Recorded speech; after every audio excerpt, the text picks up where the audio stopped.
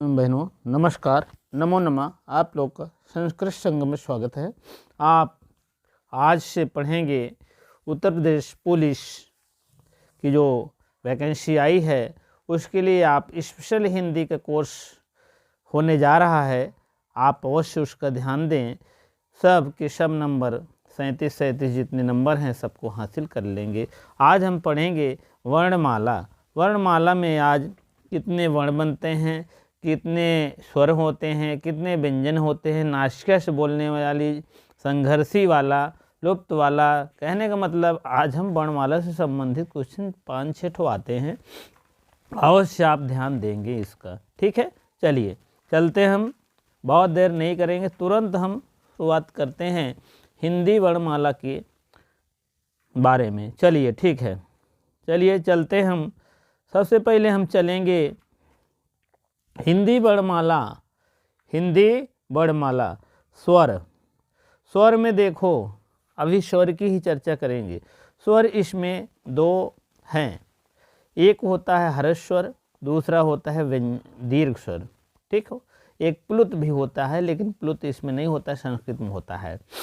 हर्ष स्वर में आपके आ, ई, उ, री, ये चार आपके हर्ष स्वर होते हैं। और दीर्घ स्वर कौन है? आ का मतलब बड़ा, बड़ी, बड़े उ, ए, आई, ओ, औ, ये 7 आपके हो गए दीर्घ स्वर। ठीक, स्वरों की संख्या कुल मिलाकर के 11 होती है। अंक और आह मिला देंगे तो 13 भी हो सकती है, इसको भी जानते रहें। अंक और आह मिला देंगे 13 हो जाएगी। वैसे मूल स्वर पूछा जाएगा तो आपको 4 बताना है, दीर्घ स्वर आपके पूछा जाएगा तो आप 7 बताना है। कुल स्वरों की संख्या 11। अगर मान लीजिए 11 न रहे तो 13 रहेगा तो आप 13 भी विकल्प में मार दीजिएगा। ठीक है, अगला हम चलते हैं। अब देखिए, आगे मैंने बताने का प्रयास किया अनुस्वार स्वर। ठीक है, अनुस्वार क्या होता है? अनुस्वार में जो बूंदी ऊपर लगी होती है, अनुस्वार होता है अंक और आहा। ये विसर्ग कहते हैं। मान लीजिए क्वेश्चन आ भी सकता है, विसर्ग किसे कहते हैं, तो आप इसको भी जानते रहें। अनुस्वार किसे कहते हैं? इसको कहते हैं। अब ये दोनों स्वर को मिला करके मैंने जोड़ करके यह 13 स्वर दे दिए हैं। अगर आपके आएगा स्वर कितने होते हैं, 4, 10, 12, 13, तो 13 आप मार दीजिएगा। ठीक है, नहीं तो आप 11, अगर रहेगा तो 11 ही। ठीक है, अंक और आह मिला देते तो 13 हो जाता है। ये तो रहा स्वर की बात। अब हम व्यंजनों की चर्चा करते हैं। व्यंजन कैसे होते हैं, कौन कौन उसके टाइप हैं। चलिए, कंठ से बोले जाने वाले व्यंजन को हम क वर्ग कहते हैं। क वर्ग श्रेणी में आता है, जिसमें क, ख, ग, घ, अंग। तो आपको मैं बता रहा हूँ, ये जो हलंत लगते हैं तो ए है। सारे स्वर व्यंजन जितने होते हैं वो ओरिजिनल में ऐसे होते हैं। सब में एक एक स्वर डाला जाता है, तब जाके हम बढ़िया से उच्चारण कर सकते हैं इसका का। ठीक है, और जब का वर्ग की बात करेंगे तो हम फिर अपने मूल में चले आता है हलंत लगा हुआ। ठीक है, हलंत का मतलब है आधे स्वर, आधे व्यंजन। ठीक है, तो इसी के लिए हम कंठ से बोले जाने वाले क, ख, ग, घ, अंगा और आ है। इसको हम संस्कृत में बोलते हैं अकूह विसर्जया नाम कंठा। ठीक है, आय और कु और विसर्ग भी होते हैं, इसमें नहीं होता है। अकूह, कू मतलब क, ख, ग, घ, अंगा, और ये सब कंठ से बोले जाते हैं। अकूह विसर्जया नाम कंठा। तालब से बोले जाने वाले च वर्ग होते हैं। च, छ, ज, झ, यहाँ पे 5 वर्ण हो गया। बड़ी ई और छोटी ई भी 7 वर्ण आते हैं। ये भी प्रश्न बहुत अच्छा बन जाता है। तालब से बोले जाने वाले कौन स्वर होते हैं? स्वर आपके पहला ए ऑप्शन आपका का, बी ऑप्शन आपका ता, सी ऑप्शन आपका पा, और डी ऑप्शन आपका चा दे देंगे तो आप अवश्य चा मारिएगा। ठीक है, समझ में आ गया होगा। तो चलिए आगे चलते हैं। ठीक है, अब मूर्धन्य स्वर की बात करते हैं। मूर्धन्य स्वर मूर्धन्य होते हैं टा वर्ग। टा वर्ग में कौन कौन आता है? 5 वर्ण। ए भी है, टा, ठ, ड, ढ, ड़ा, ए है पांचों, और री ले लीजिएगा, ठीक है। ऋतु रसा नाम मूर्धा संस्कृत बोलते हैं। इची इची ई चू यशा नाम तालु, ठीक है, ये इसको कहते हैं, ठीक है। चलिए आप हिंदी जानिए, नहीं तो और भ्रम हो जाएगा। अब आपका ये मूर्धन्य वर्ण होता है। मूर्धन्य वर्ण कौन कौन कौन है? पहला ऑप्शन ए आपका का हो जाएगा, बी आपका ए हो जाएगा, भुलाइएगा नहीं, दंत आप मारिएगा ता, ता था दा धा ना, आपका हो जाएगा दंत और री। ये आपका दंत वर्ण है। दंत मतलब दांत से बोला जाता है, जैसे ता, था, दा, धा, ना, ये सब क्या है? दांत से बोले जाते हैं, दंत कहते हैं। ओंठ से बोले जाने वाले वर्ण पा वर्ग कहते हैं। पा, फ, ब, भ, म 5 वर्ण हैं। देखो ओंठ से बोला जाता है प, फ, ब, भ, म, उ और उ, बड़े उ छोटे उ की बात करते हैं ओंठ से। ये आप अवश्य रट डालिए, जिससे कि आपके पूरे समझ में आ जाए। अंतस्थ वर्ण कौन कौन? बहुत बहुत इम्पोर्टेंट है। यवरला नाम अंतस्था, ठीक है। यरलवा, कभी कभी क्रम भी पूछ लेते हैं, आप उसको अवश्य ध्यान दीजिए, क्योंकि क्वेश्चन आगे की तरफ बढ़ रहा है। क्वेश्चन के निचोड़ पूछे जाते हैं, कभी कभी उल्टा पूछ लेते हैं, ठीक है। यरलवा ये पूछ लेते हैं, या ला रा वा इस टाइप पूछ लेते हैं, तो आप क्रम भी जानते रहें। अंतस्थ व्यंजन कौन है? या है, रा है, ला है, वा है। कम समय में आप ज़्यादा लाभ लेने की कष्ट करें, ठीक है। ऊष्म व्यंजन कौन है? शा, ख, शा, हा, शा, खा, सा, हा, ये क्या है? अंतस्थ व्यंजन है, ऊष्म व्यंजन, ऊष्म व्यंजन, ठीक है। अब संयुक्त व्यंजन कौन है? संयुक्त व्यंजन आपके छत, त्रंग, ज्ञा और स्रा, ये संयुक्त व्यंजन है। आगे हम बताए भी हैं कैसे कैसे संयुक्त है, किसके किसके द्वारा, आप उसका ध्यान देंगे, ठीक है। संयुक्त व्यंजन। अब अगला आता है संयुक्त व्यंजन, खूब रट डालिएगा, इसको नोट्स बनाते चलिएगा, नहीं तो हमारे संस्कृत संगम चैनल से जुड़ेंगे टेलीग्राम में, तो आपका उसमें PDF भेज देंगे, ठीक है, फ्री प्रोवाइड किया जाएगा। चलिए द्विगुण व्यंजन कौन होते हैं? ढा और डा, डा और ढा, 2 उक्षिप्त व्यंजन भी कहते हैं। कभी कभी ऐसे पूछ लिए जाते हैं कि हमारी समझ से बाहर होता है, बहुत सरल होता है, जबकि उक्षिप्त व्यंजन किसे कहते हैं? डा और ढा को।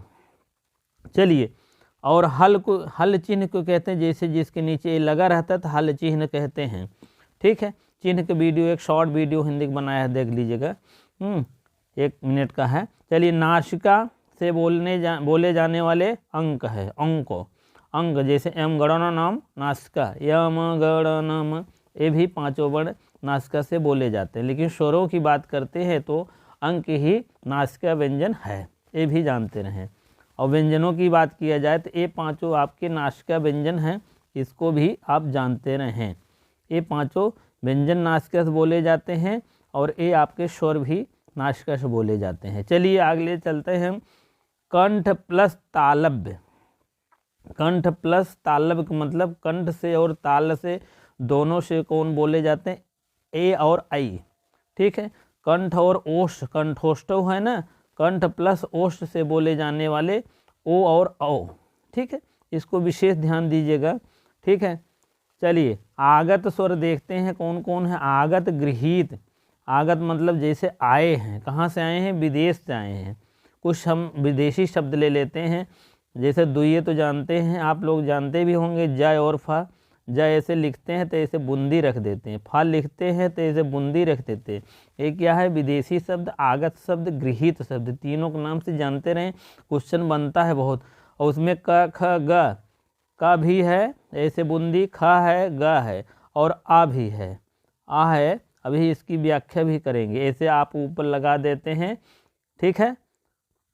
चलिए, हिंदी में स्वरों की, स्वर वर्णों की संख्या कितनी है? हिंदी में स्वर वर्णों की संख्या कितनी है? 11 है। अब नोट्स करते समय चलते हैं।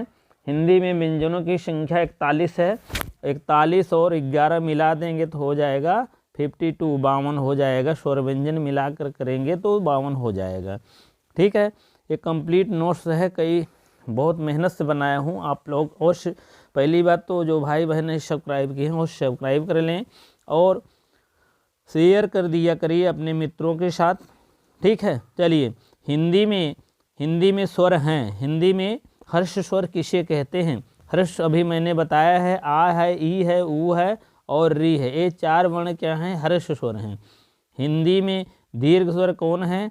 आ है, बड़ी है, बड़े ऊ है। 3 वर्ण ऐसे हैं दीर्घ स्वर संधि है, दीर्घ स्वर हैं।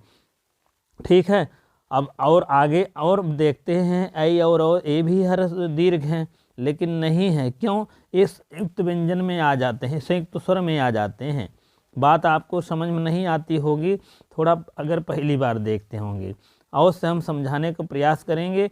यह चारों वर्ण जो होते हैं संयुक्त होते हैं और यही 3 वर्ण ऐसे हैं जो दीर्घ हैं। आ है, बड़ा है, बड़ी है, बड़े ऊ है। ठीक है, ठीक है, आई मिल करके ए होता है, आऊ मिलकर वो होता है, तो इस टाइप है। अभी बाद में आगे बताएंगे। संयुक्त स्वर कौन है आप जान ही गए होंगे, ये चारों वर्ण संयुक्त स्वर हैं। ये तीनों क्या है? दीर्घ हैं। ये चारों क्या है? ह्रस्व है। चलिए अगला चलते हम। कंप्लीट नोट्स है। जिस स्वर में तिगुना समय लग जाता है उसे प्लित कहते हैं। जैसे ओ, ओम कहते नहीं, तिगुना समय लगा, गुर्र, तो कहते हैं तिगुना समय लग जाता है। ठीक है, ओम कह रहे हैं तो उसमें काफ़ी बल लगता है, तो उसको पुलित स्वर कहते हैं। चलिए अयोग वाह किसे कहते हैं? अंक और आह कहते हैं। इसीलिए 2 बार मैंने लिख दिया है। कंठ, ताल, मूर्धा और दंत ओष्ठ स्थानों के स्पर्श से बोले जाने वाले स्वर उसे स्पर्श व्यंजन कहते हैं। का से लेकर माँ तक इसको जानते रहें, स्पर्श व्यंजन कहते हैं। स्पर्श व्यंजन कौन है? का से लेकर माँ तक, कख गग अंगा च च ज इया ट ढ डा प भ म, तो ये क्या है? स्पर्श व्यंजन भी है। ठीक है, उसे स्पर्श व्यंजन। हिंदी में मूलतः वर्णों की संख्या 52 है। मैंने बताया था ना, 11 स्वर हैं, 11 स्वर हैं और 41 क्या है? व्यंजन हैं। दोनों मिला करके 52 हो जाएगा। ठीक है, वही बात यहाँ भी है। चलिए आगे देखते हैं हम, समय नहीं नुकसान करेंगे आप लोग का। चलिए हम जानते हैं बहुत कम समय में आपका ज़्यादा लाभ हो जाएगा। ठीक है, प्रत्येक वर्ग के प्रथम और द्वितीय वर्गों को और तथा फा और सा और सा अघोष व्यंजन कहते हैं। आगे हम विस्तृत व्याख्या करेंगे इसकी। प्रथम वर्ण क्या है, द्वितीय वर्ण क्या है, इसको भी देखना है। प्रथम वर्ग 1 2 3 4 होते हैं ना, जैसे क ख ग घ अंग है ना, प्रथम वर्ण, और कह रहा है द्वितीय वर्ण, ये दोनों। तृतीय चतुर्थ पंचम वो क्या हो जाएगा? सघोष हो जाएगा। ठीक है, बात अभी नहीं समझ में आएगी, अभी आगे और विस्तृत बता देंगे। प्रत्येक वर्ग प्रथम और द्वितीय और फा और सा 2 ले लेंगे, और सा ये तीनों सा ले लेंगे और फा ले लेंगे। अघोष है। अघोष घोष ना हो, जो घोष, जैसे घोष कोई गूंजता है, गुंजार मारकर बोलता है तो घोष कहते हैं। जिसमें गुंजार नहीं होता तो घोष, अघोष कहते हैं। चलिए आगे देखते हैं। प्रत्येक वर्ग के तृतीय, चतुर्थ और पंचम वर्ग में या वर्ण में ढा, डा, डा, ढ, ज और या, रा, ला, वा, हा ये सभी स्वर आ जाते हैं, सघोष कहते हैं। अब तृतीय चतुर्थ क्या है? का खा उसमें चला जाएगा, तो ग घ घ अंग इसमें चला आएगा। यही तृतीय चतुर्थ पंचम वर्ण है। ठीक है, आगे दिखाएं हम। प्रत्येक वर्ग के प्रथम, तृतीय, पंचम वर्ण और अंतस्थ वर्ण को अल्प प्राण कहा जाता है। ठीक है, पहला और तीसरा और पांचवा अल्प प्राण है। और महाप्राण क्या है? महाप्राण दूसरा और चौथा वर्ण। ये वर्ण अभी जो पहली बार जान रहे हैं नहीं समझ पाएंगे, अभी हम बता रहे हैं। प्रत्येक वर्ण की द्वितीय और चतुर्थ वर्ण को ऊष्म व्यंजन को भी महाप्राण कहते हैं। इसमें अंतस्थ आ गए, इसमें अल्प प्राण कहते हैं। अंतस्थ या रा लावा इसमें आ जाएगा और शाहा शाखा इसमें आ जाएगा। ठीक है, अब इसको हम देखते हैं सघोष और अघोष।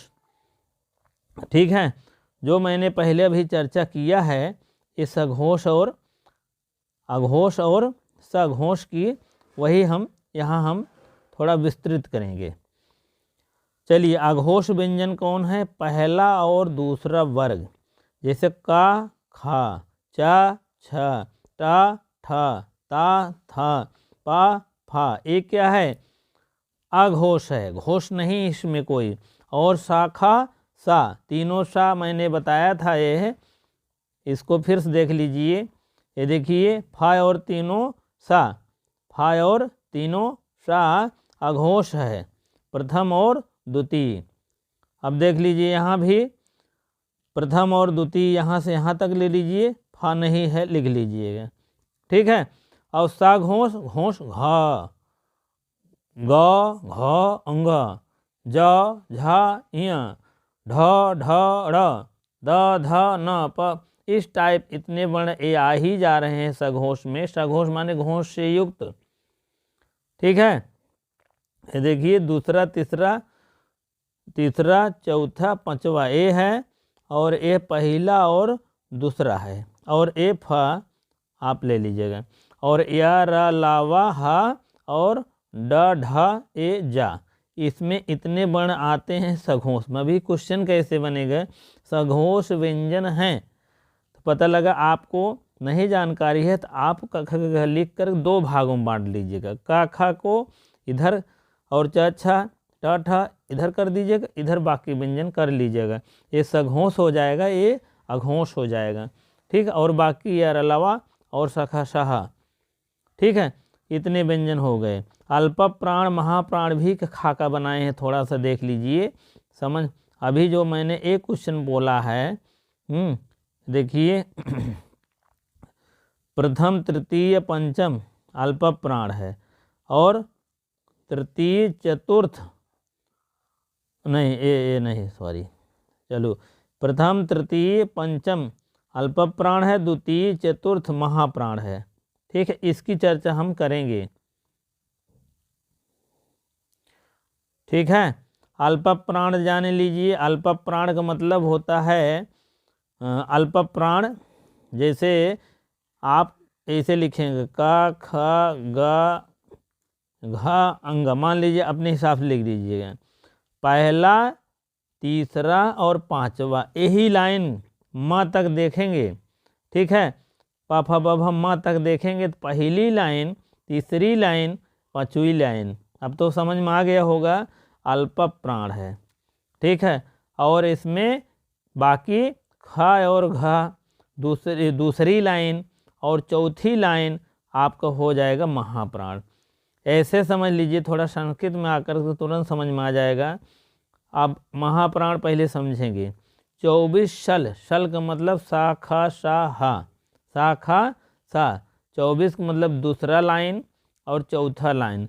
24 सल का मतलब साला कर दीजिए, उसमें 24 साला जे करे रहे तो ओकर महाप्राण रहबे करे सीना। ठीक है, उसका सीना कैसे होगा? महाप्राण हो जाएगा। अगर जिसके पास 24 साला रहेगा, 24 सल का मतलब यही, इंग्लिश में संस्कृत में जाएंगे थोड़ा, सल का मतलब शाखा शाहा, यही 24 दूसरा लाइन चौथा लाइन, ये हो जाएगा। पहला दूसरा, पहला तीसरा और पांचवा इसमें चला जाएगा। और इसमें 24 साला जिसके रहेगा तो उसकी ध्वनि कैसे निकलेगी? महाप्राण की ध्वनि निकलेगी, डरेगा नहीं किसी से। ये एक समझ में आ गया।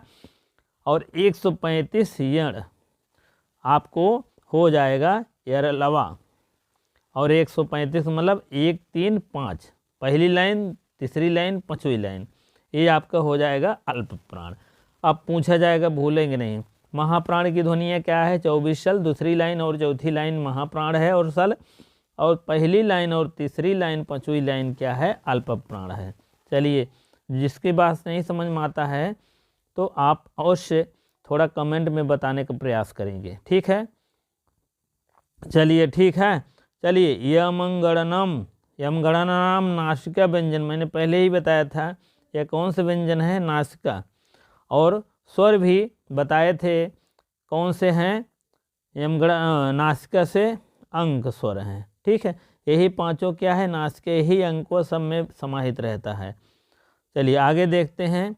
या र लावा अंतस्थ व्यंजन है, कौन सा व्यंजन है, नासिका व्यंजन है तो अंतस्थ व्यंजन है, और अर्ध स्वर भी कहते हैं। अब नासिका से बोली जाने वाली कौन है, यम गणनम, तीन इसको दे देंगे, एक कहेंगे दूसरा दे देंगे, तो जैसे ए या ग ड़ म, तो एक भूलवा कर दूसरा दे देंगे तो भूलिएगा नहीं। या र लावा आप अंतस्थ व्यंजन है। रा व्यंजन क्या है, लुंठित व्यंजन है। रा व्यंजन क्या है, लुंठित व्यंजन है। बहुत बहुत इंपॉर्टेंट है, जान लीजिएगा दोस्तों। और रा व्यंजन का हुआ, लुंठित हुआ, अंतस्थ व्यंजन, नासिका व्यंजन। ला क्या है, पार्श्विक व्यंजन, पार्श्व व्यंजन है, ठीक है। इसको अवश्य ध्यान दीजिएगा। और एक इम्पॉर्टेंट ए भी है, शाखा शाहा, एक क्या है, ऊष्म व्यंजन है। यह पांचों में जान लीजिए, एक दो क्वेश्चन पक्का है आने का, जान लीजिएगा, ठीक है। अब देखो, अब विस्तृत व्याख्या देख लीजिए। शाखा शाहा कैसे, ये तो मान लीजिए छत्रंज्ञा, छत्रंग स्रा, ज्ञा और स्रा, ये चारों कैसे द्वित व्यंजन है, दो व्यंजन मिल करके बने होते हैं। इसको क्या कहते हैं, मिक्स व्यंजन कहते हैं, संयुक्त व्यंजन इसको कहते हैं। काय और सा मिल करके छा होता है, ताय और रा मिलकर त्रा होता है, जाय और जा प्लस या मिल करके ज्ञा होता है, सा प्लस रा मिल करके स्रा होता है। आप इसको अवश्य नोट कर लीजिए, एक क्वेश्चन पक्का है, जान लीजिए। ये है छत्र किसके किसके मिश्रण से होता है। काय और एक व सा दिखा देंगे, तालव्य सा, भ्रम हो जाएंगे। काय और ए वाला सा दे देंगे, भ्रम हो जाएंगे। तब इसमें से कोई नहीं, ए इस टाइप दे देंगे। चलिए आगे देखते हैं हम। ये चारों परंपरागत संयुक्त व्यंजन हैं। ये चारों का मतलब यही चारों जो हैं, ये क्या है, परंपरागत संयुक्त व्यंजन है। ये चारों परंपरागत संयुक्त व्यंजन कहे जाते हैं। लेकिन निर्माण कैसे हुआ, कभी कभी स्रा का निर्माण पूछ लेंगे किसके किससे होगा, तो आप लोग का क्वेश्चन गलत हो जाएगा। इसीलिए आप कंप्लीट कर लीजिए, बहुत जल्दी पढ़ाऊंगा, पूरा हिंदी कंप्लीट करने का वादा है, बहुत आप कम समय में, ठीक है। द्वित व्यंजन किसे कहते हैं, आप लोग देख लीजिए। द्वित मतलब डबल, जैसे बच्चा है, पक्का है, आदि है, ये सब आपको द्वित व्यंजन में आते हैं। च छ ज झ, ये चारों व्यंजन क्या है, अस्पर्श व्यंजन और संघर्षी व्यंजन है, ठीक है।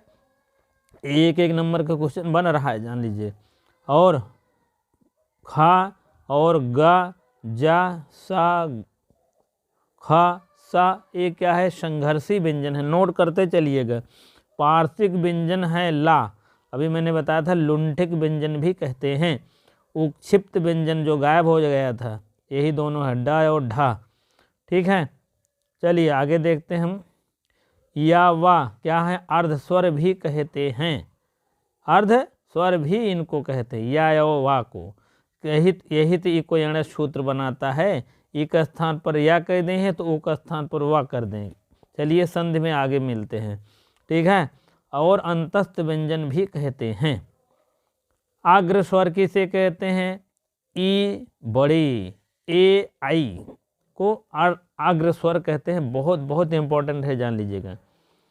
चलिए मध्य स्वर किसे कहते हैं, मध्य स्वर इसे कहते हैं। क्यों मध्य स्वर है, ये स्वर में भी आता है और व्यंजन में भी मिल जाता है।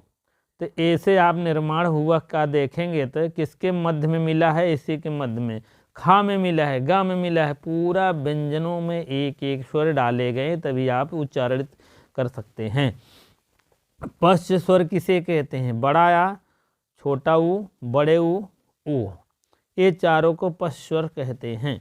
मूर्धन्य स्वर किसे कहते हैं, री। और दंत स्वर भी किसे कहते हैं, लृ को दंत स्वर कहते हैं। ठीक है, थोड़ा सा और हम जानना चाहेंगे कि अंग्रेजी से आई हुई शब्दों में शब्दों वाली मात्रा को आगत स्वर कहते हैं। ठीक है, अंग्रेजी से आई है, जैसे डॉक्टर, कॉलेज, कॉल आदि। अब डॉक्टर में तो ऐसे लिखते हैं, डॉक्टर ऐसे लगा देते हैं, तो ये क्या है, आगत स्वर है, अंग्रेजी से होकर आई है। एक क्वेश्चन तगड़ा भी बन सकता है। ठीक है, इसी प्रकार भाइयों इतना हम लेकर आए हैं, पूरा कंप्लीट आपकी वर्णमाला हो गई है। अगला हम चैप्टर फिर लेकर आएंगे, इसका अगला भाग लेकर आएंगे, आप लोग अवश्य देखने का प्रयास करेंगे। हिंदी बोली जाने वाली हिंदी के विकास, शब्द परिचय, विराम चिन्ह एक में ही बना देंगे। बहुत बहुत कम समय में आपका पूरा जो है, आपका समय बहुत कम लेंगे। उसके बाद आपको थोड़ा थोड़ा संधि, समास, कारक, उपसर्ग, अलंकार सब बताने का प्रयास करेंगे। आप लोग सिर्फ सब्सक्राइब कर लीजिए, वीडियो को लाइक कर दिया करिए, शेयर कर दिए करिए। हाँ, जिस भाई बहन का अगर नहीं समझ में आया है तो उससे कमेंट बॉक्स माध्यम से अवश्य बताने का प्रयास करें। नहीं तो नंबर ले लीजिएगा, व्हाट्सएप नंबर से जोड़ देंगे 9984 और 83 और 54 और 53। फ़ोन मत करिएगा, सिर्फ मैसेज दीजिएगा, क्योंकि व्यस्त रहते हैं।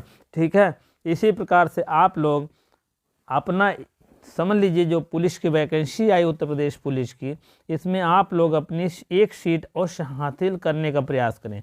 हिंदी में अगर 37 क्वेश्चन है तो पूरा मेरा वादा है आपको एक भी क्वेश्चन नहीं गड़बड़ होने पाएगा। पहले आप थ्योरी पढ़ लीजिए, तब आप ऑब्जेक्टिव चक्कर में पढ़िए। जब आप थ्योरी नहीं जानते रहेंगे कहाँ से क्या है पूरा, तो आप अवश्य नहीं कर पाएंगे उसका। ठीक है, इसी प्रकार से इतनी देर आपको बने रहने के लिए बहुत बहुत धन्यवाद, बहुत बहुत लाख लाख धन्यवाद।